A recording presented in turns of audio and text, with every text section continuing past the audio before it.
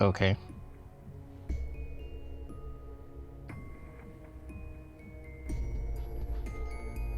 What the hell?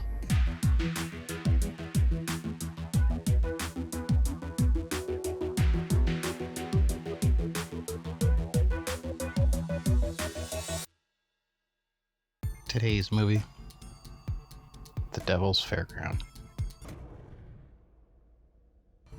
Two groups fighting over the control of a paranormal internet show come together to explore a possible haunted amusement park.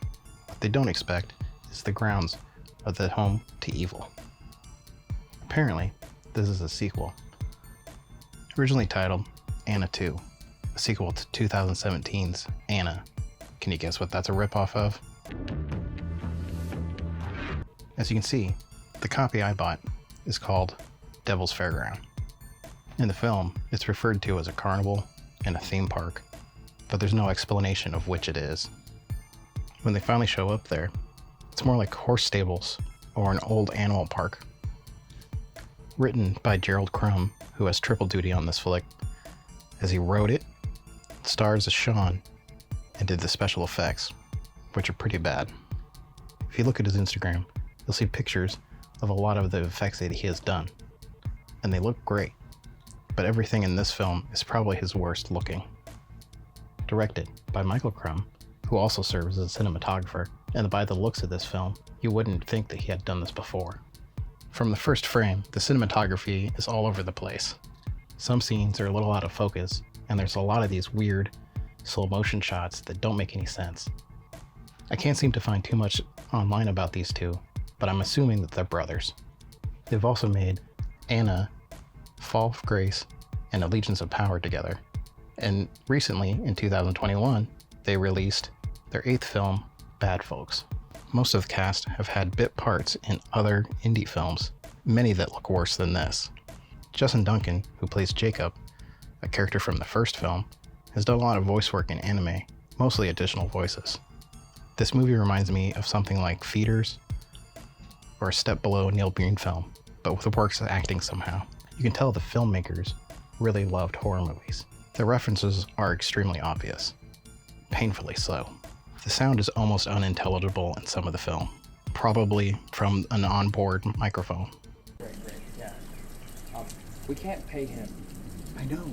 You heard the man, right? Intern. Other times they use ADR, and it doesn't always fit the scene. When they arrive at the amusement park, the full scene is ADR'd, and it sounds like they're in a sound booth or a closet. Do you know what we're up against? Because I sure as hell don't. Can we at least stop and think? Only to have a scene where they drive further into the park and have on-set dialogue. The lighting's very strange too. Most of the movie takes place at night, so it's dark, but they have bright lights behind the actors in some scenes. I think they were going for a cinematic type feel. Also, they overuse the smoke machine. Sometimes it looks like the set is on fire. It takes over half an hour to get to the park, and after that it's just weird thing after weird thing. Not much makes sense here. None of it really progresses any type of storyline that they try to establish at the beginning of the movie.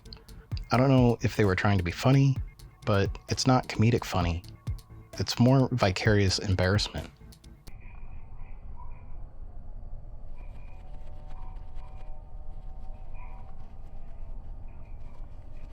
What feels like it's played for comedy is cringe-inducing. The Sean character is the worst of the bunch. No one in the cast really stands out in a good way. Most, if not all of the characters, are kind of unlikable. This is the type of movie where I wish there was commentary or even some behind the scenes. I would love to know what some of their reasons for the choices they made. I hate to talk bad about somebody being creative, but this is pretty bad. My setup here is nothing to write home about.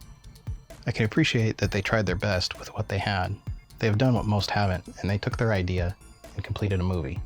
I rarely feel like I've wasted my time watching a film, no matter how much I disliked it.